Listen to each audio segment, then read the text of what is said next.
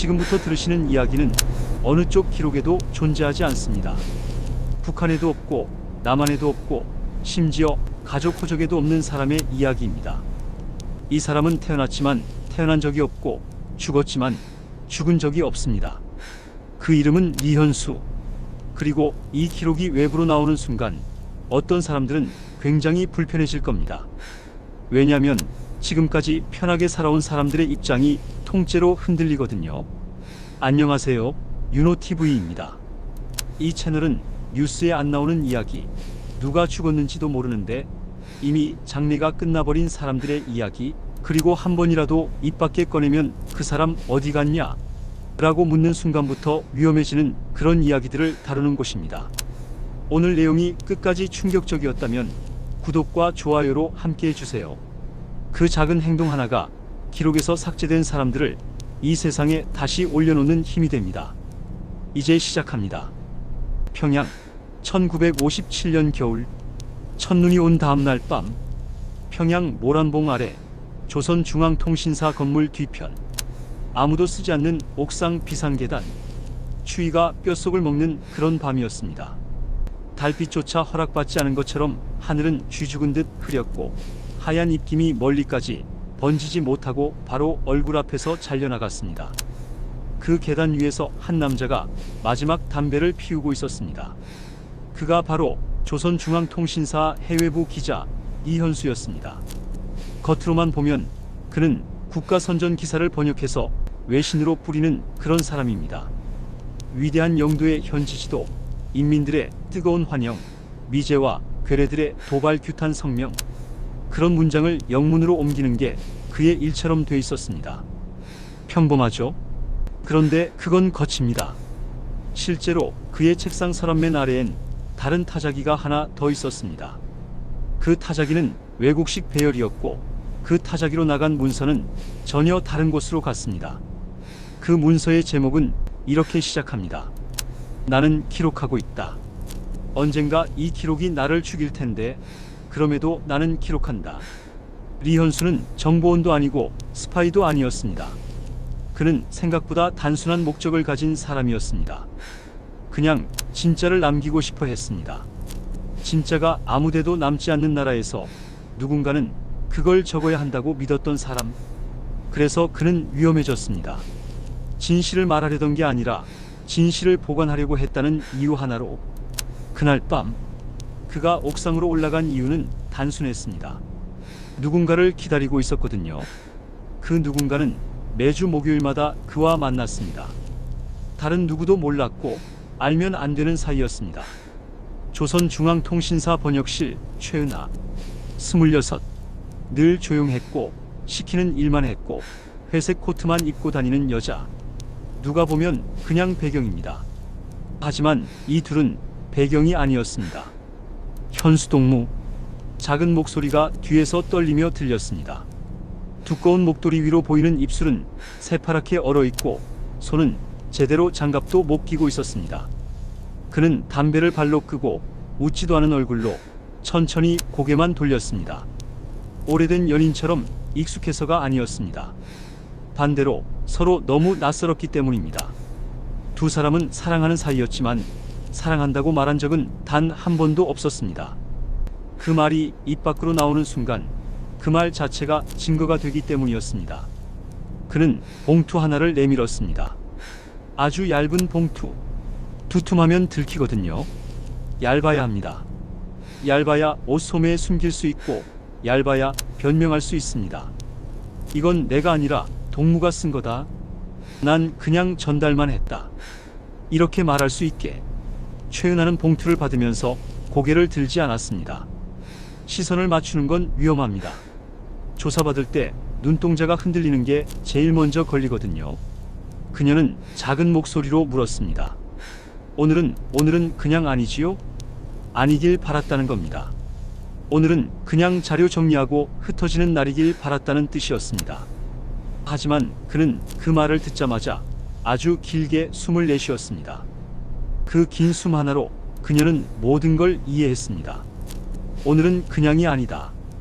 오늘은 그날이다. 그는 말했습니다. 내일 나는 여기 없을 거다. 그녀의 손이 봉투에서 미끄러졌습니다. 거짓말이냐고 묻지도 않았습니다. 왜냐면 이런 이야기는 농담으로 하지 않으니까요. 이 나라에선 사라진다는 말은 진짜 사라진다는 뜻입니다. 출근 안 한 사람한테 아파서 결근했대라는 설명이 붙으면 그건 그냥 아픈 겁니다. 근데 출장 갔대라고 하면 그건 사실상 끝입니다. 출장에서 안 돌아오는 사람들이 많거든요. 나는 남쪽으로 가는 거야? 그녀가 속삭였습니다. 그는 고개를 저었습니다. 아니, 나는 어디로도 가지 않는다. 그냥 없어질 거다. 그 말은 이상했습니다. 사라지는데 어디로도 안 간다? 그건 무슨 뜻이냐면 이겁니다.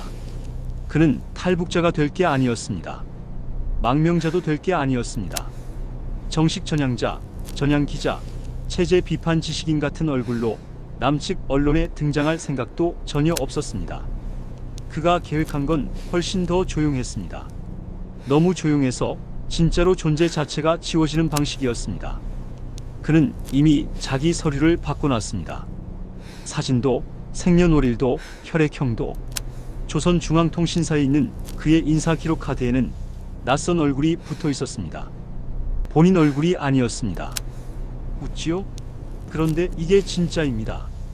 그는 자기 자신을 이미 다른 사람으로 갈아 끼워둔 상태였습니다. 당이 관리하는 신원이 이현수를 버린 순간 그 이름은 더 이상 사람의 이름이 아니게 됩니다. 그냥 서류상 실수 하나. 행정 오류. 아, 그 동무는 작년에 이미 떠났어. 그런 식으로 정리될 존재가 되는 겁니다. 그러면 누가 대신 죽느냐? 아무도 안 죽습니다. 그냥 그런 사람은 원래 없었다가 되는 거죠. 말 그대로 태어난 적이 없어지는 겁니다. 그는 마지막으로 이렇게 말했습니다. 은하 동무, 내일 내가 여기 없으면 동무는 모르는 거다. 나하고 말 섞은 적 없다. 이건 명령이다. 부탁이 아니다. 그녀는 대답하지 못했습니다. 그녀 입술이 떨렸고 눈가가 붉어졌습니다. 그리고 드디어 이 둘 사이에서 처음이자 마지막으로 감정이 흘렀습니다. 그녀가 아주 조심스럽게 말했습니다. 현수 동무, 만약에 동무가 내일 없어지면 나는 누구를 사랑한 겁니까? 그 질문은 그냥 슬픈 질문 아니었습니다. 살아남기 위한 질문이었습니다. 나는 앞으로 뭐라고 답해야 하느냐? 그걸 묻는 겁니다. 나는 누구랑 관계가 있었다고 조사해서 말해야 하느냐? 나는 누구를 만났다고 말해야 하느냐? 나는 무슨 이름을 부르면 안전하냐? 사랑이라는 단어 하나에도 생사가 걸려있는 상황에서 그녀는 그걸 계산하고 있었던 겁니다. 그는 멈칫했다가 아주 조용히 대답했습니다. 동무는 아무도 사랑하지 않았다. 알겠나? 아무도. 그녀의 눈에서 눈물이 났습니다. 그런데 그녀는 그 눈물을 닦지 않았습니다. 닦으면 조사받을 때 그 부분만 빨개지니까요. 눈물 자국을 남겨두면 춥더라라고 둘러댈 수 있지만 닦은 자리만 벌겋게 달아오르면 그건 바로 감정 증거로 쓰입니다. 이건 그 시절 평양에서 여자들이 스스로 터득해야 했던 생존 요령이었습니다. 우리가 보통 멜로라 부르는 장면조차 그들에겐 전략이었습니다. 다음날 아침, 조선중앙통신사 전체가 봉쇄됐습니다. 정문, 후문, 옥상 비상계단, 지하 팬룸까지 모두 봉쇄. 보위부 차량 3대, 보위부 요원들 신발은 다 똑같습니다. 반짝반짝 닦인 군화. 고개를 들고 보면 안 됩니다. 눈을 마주치면 기억됐다고 판단하고 연행이 빨라집니다. 그날 모든 직원은 한 줄로 복도를 걸었습니다. 손은 앞으로, 손바닥 보이게. 왜냐면 손이 떨리는지 보려고요. 그걸로 1차 분류를 합니다. 동무들. 중요한 동지가 한 명 상실됐다. 그 말은 탈출자 발생이라는 뜻이었습니다. 그런데 이어지는 설명은 조금 이상했습니다. 그 동지는 남조선 첩자에게 납치되었다. 납치. 자진월북, 자진월남이 아니고 납치. 이것부터가 신호였습니다. 탈출이라고 인정하는 순간 체제 관리 실패가 됩니다. 그러니까 적에게 빼앗겼다라고 표현을 고치는 겁니다. 책임 방향을 바꾸는 거죠. 체제 탓이 아니라 외부의 공격 탓으로. 이건 북한 내부에서만 쓰는 언어가 아닙니다. 남쪽, 즉 대한민국에서도 쓰던 방식입니다. 똑같습니다. 체제라는 건 다 비슷합니다. 실패를 인정하지 않으려고 말부터 틀어버립니다. 그런데요, 여기서부터가 진짜 이상합니다. 납치되었다고 발표된 그 남자 이현수, 그 사람의 책상은 그날 아침 이미 비어 있었습니다. 의자도 없었고 서류도 없었습니다. 심지어 그의 이름표까지 떼어가고 없었습니다. 다시 말하면 공식 발표보다 먼저 그 사람은 지워지고 있었다는 겁니다. 이미 준비돼 있었다는 거죠. 이미 어젯밤 이전부터. 이건 무슨 뜻일까요? 그건 단순 탈출이 아니었다는 뜻입니다. 누군가가 돕고 있었다는 뜻입니다. 개인의 도주가 아니라 설계된 이탈. 다시 말해 내부와 외부가 손잡은 그 무렵에 아주 드문 형태의 사전 삭제형 이탈.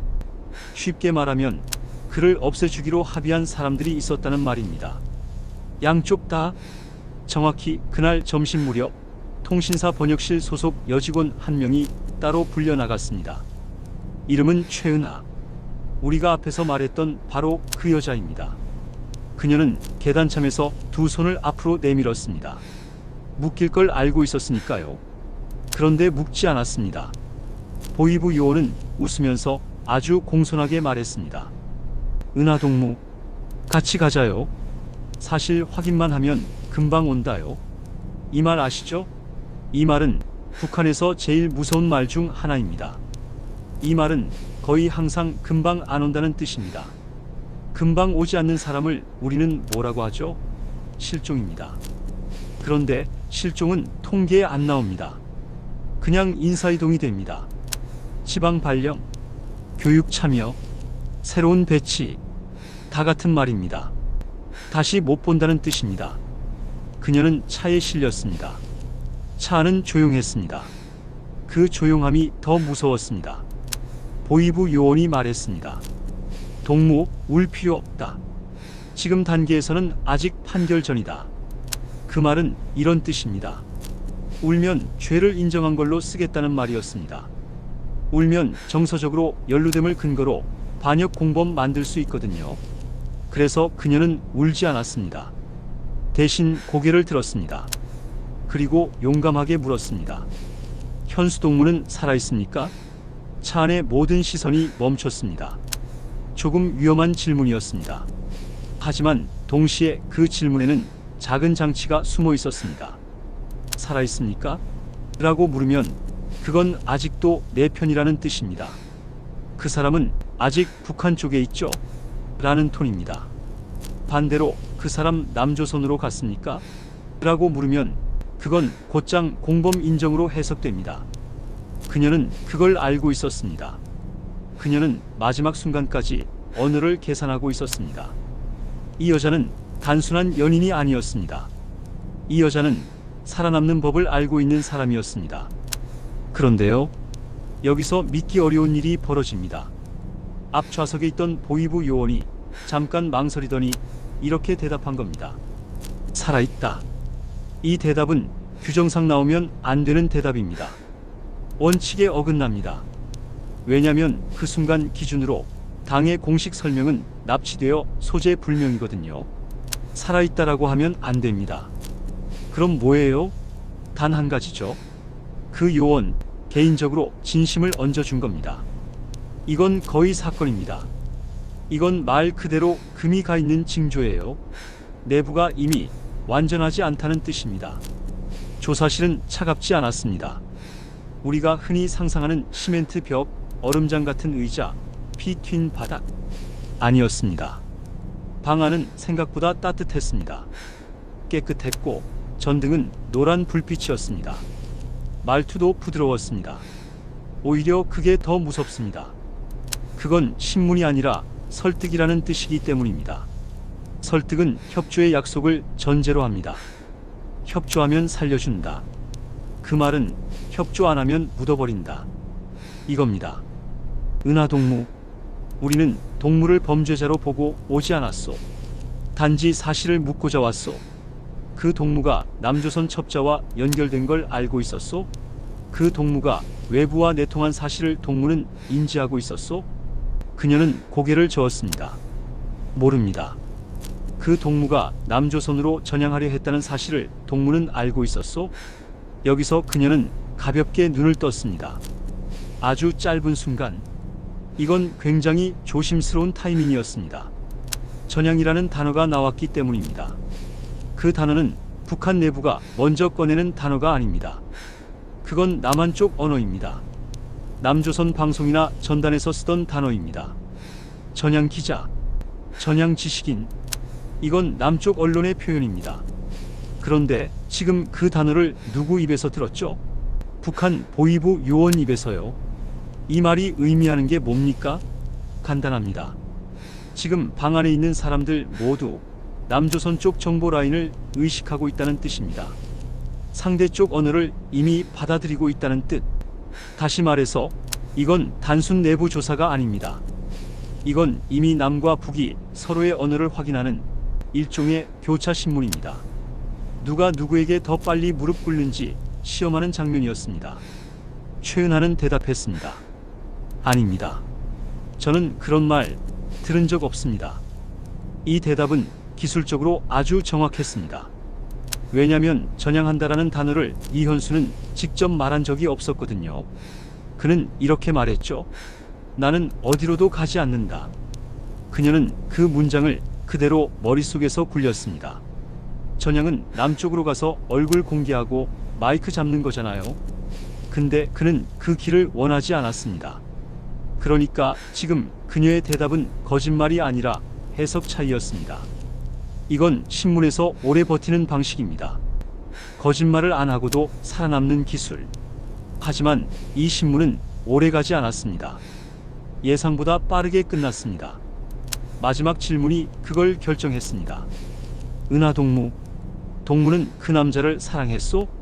이건 굉장히 단순한 질문처럼 들리지만 실제로는 처형 여부를 가르는 질문입니다.